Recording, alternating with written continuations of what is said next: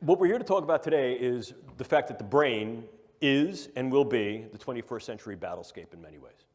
End of story.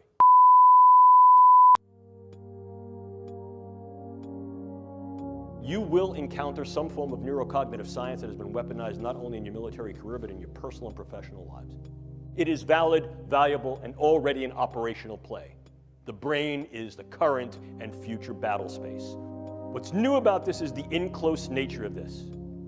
Increasingly, we're not seeing these things as weapons of mass destruction against gross aspects of the population. More specifically, perhaps, might be targeting individuals on a level that allows either direct attribution or covert engagement with non-attribution. If we talk about what brain science is, let me just give you a little bit of brief background on this field that is now called neuroscience. As a titular field, as a named field, neuroscience has only been in existence for 40 years. I know that because I've been a neuroscientist for about 38 of those 40 years. Increasingly, it is becoming an international, multinational, global, and independently exercised event and endeavor, which increases the capability of the brain sciences to develop not only new theories, but ever more sophisticated tools. So, how then can we use these elements as weapons?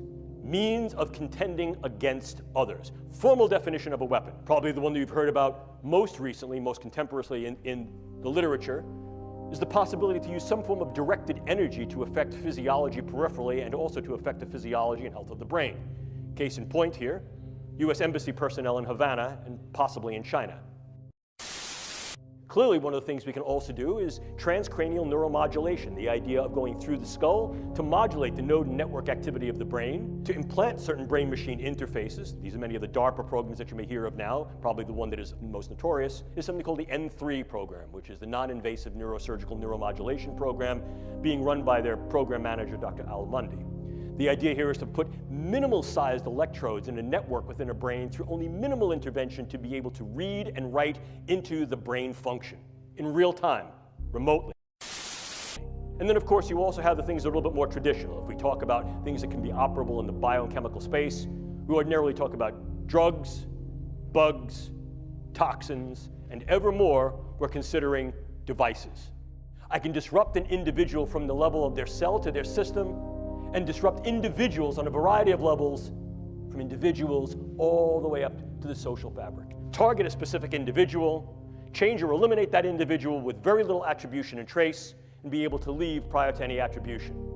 Drugs can be exceedingly specific, and as I'll show you in a moment, can be very, very much used to individualize weaponology in terms of what we call precision pathology or precision effect.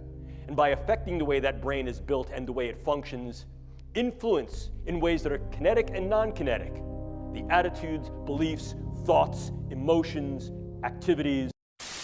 Look at the power that understanding tools and techniques of the brain sciences afford.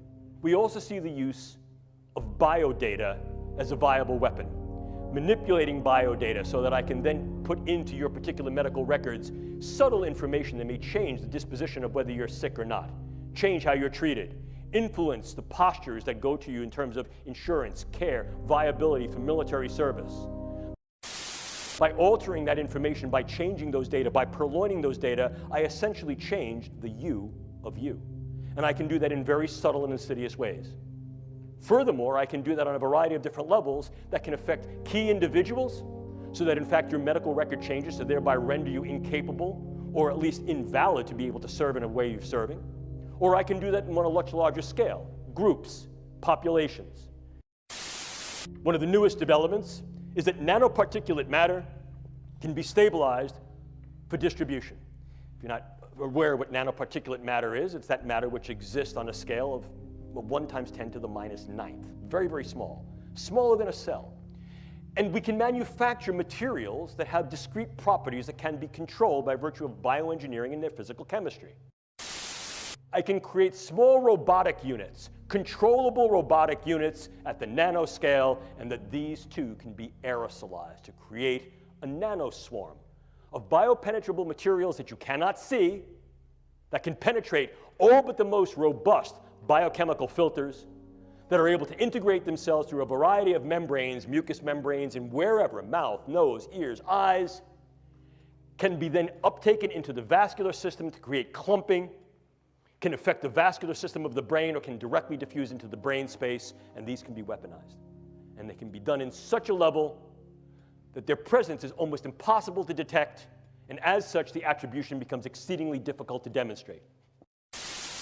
We've come to the precarious position of opening the proverbial can of worms of if, how, in what ways, to what extent, and when these techniques and technologies will be used in weaponized intelligence and national security agenda. Are civilian ethics even viable any longer? And if we engage military ethics, what military ethical principles will we engage? So the understanding that the psychedelics could in fact be used in a variety of different ways, inclusive of weaponization, is not new. We look back to the older projects such as MK Ultra, Mind Control Ultra, which utilized lysergic acid diethylamide and psilocybin to be able to alter the cognitions, emotions, and behaviors of individuals to see if that could be leveraged not only against our own people, but against others, sort of the whole brainwashing, mind-changing effect.